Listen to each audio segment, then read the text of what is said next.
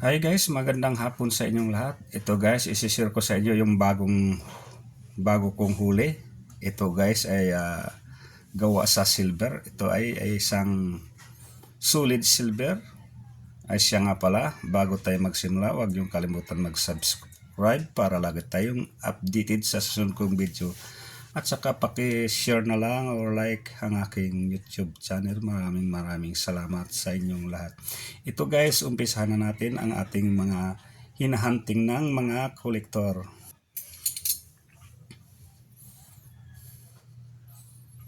Ito guys, sterling silver, kutsara guys.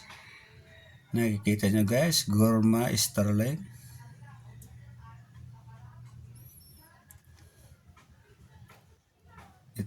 Ito guys ay hindi natin tinatanggihan. Nakikita nyo guys, Gorma sterling. Solid silver. Ito po ay ating binibili. Mamaya guys, sasabihin ko sa inyo kung magkanong bili ko sa lahat ng mga ito. Yan po ay ating binibili. Gorma sterling silver. Ito guys, puro sterling. Nakikita nyo guys, ito ay isa tayong legit collector.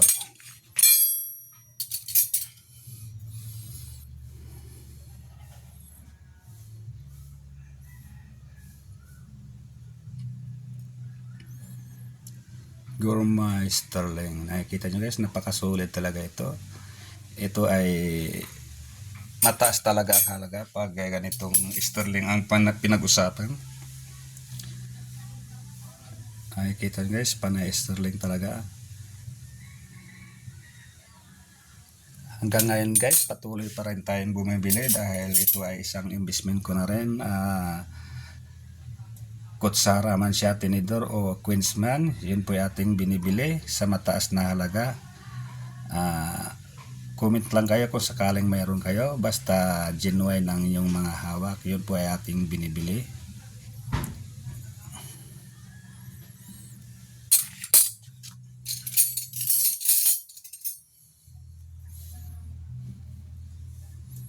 Nakikita nyo guys, linong-linaw, Gorma sterling silver. Mga ganito guys, hindi natin tinatanggihan dahil ito ay isang silver. Kahit saan dalhin mo, pwede mo siyang ibinta ng mataas na halaga. Ito guys, talagang pinapakita ko kung talagang sterling, tawalang silver. Hindi tayo kagaya ng iba na sinasabing silver pero walang nakikitang pangalan. Ito guys, papakita ko siya kung paano rin sa sunod na video guys. Papakita ko sa inyo kung paano malaman kung isang gamit ay isang silver. Ito guys, nakikita nyo, Gorma sterling.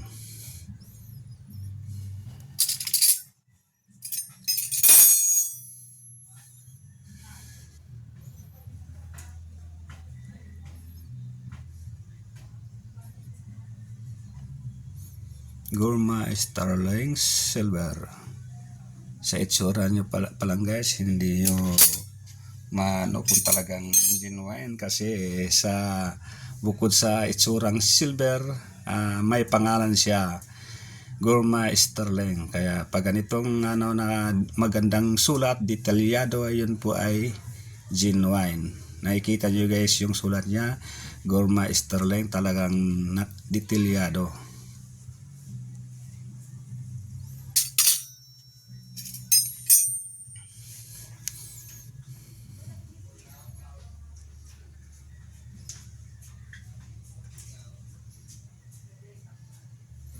Saka buko dun guys, malambot talaga pag sterling silver.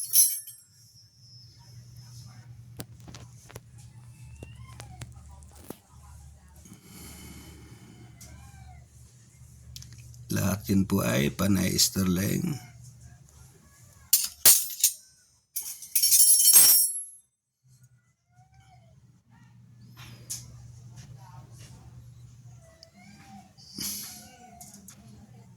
Gorma sterling. Guys, kitang-kita yung pangalan. Ito guys ay isang solid silver.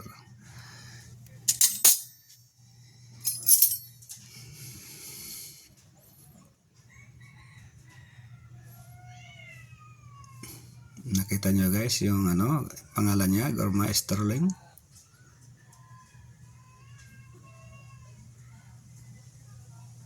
Yan itong klaseng mga kutsara tinidor, hindi natin tinatanggihan dahil ito ay isang investment.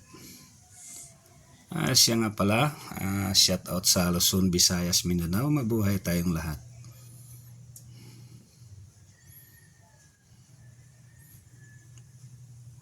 Kita nyo guys, Gorma Sterling.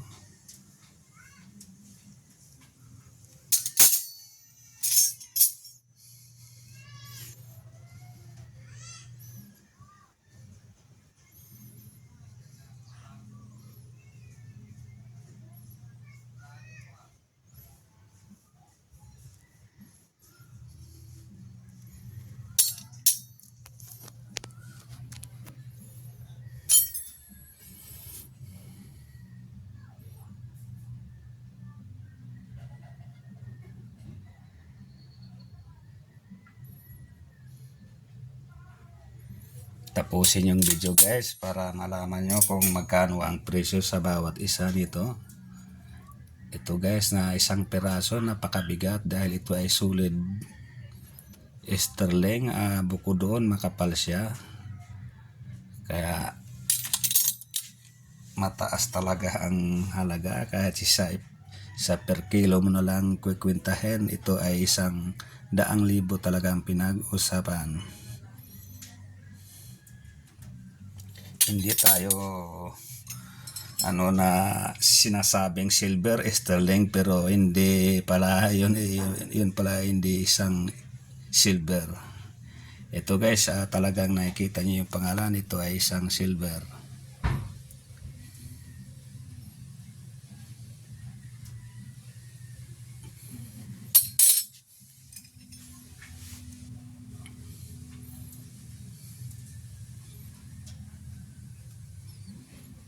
Yung ibang pangalan guys, medyo malabo na dahil sa tagal. Nakikita nyo guys, Gorma Sterling.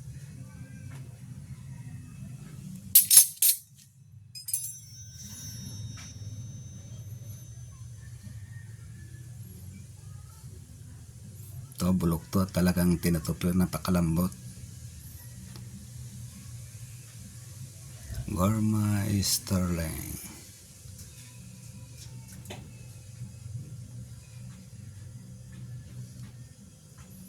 Sulit talaga silver ito. Nakikita nyo guys, sa isang peraso, napakabigat.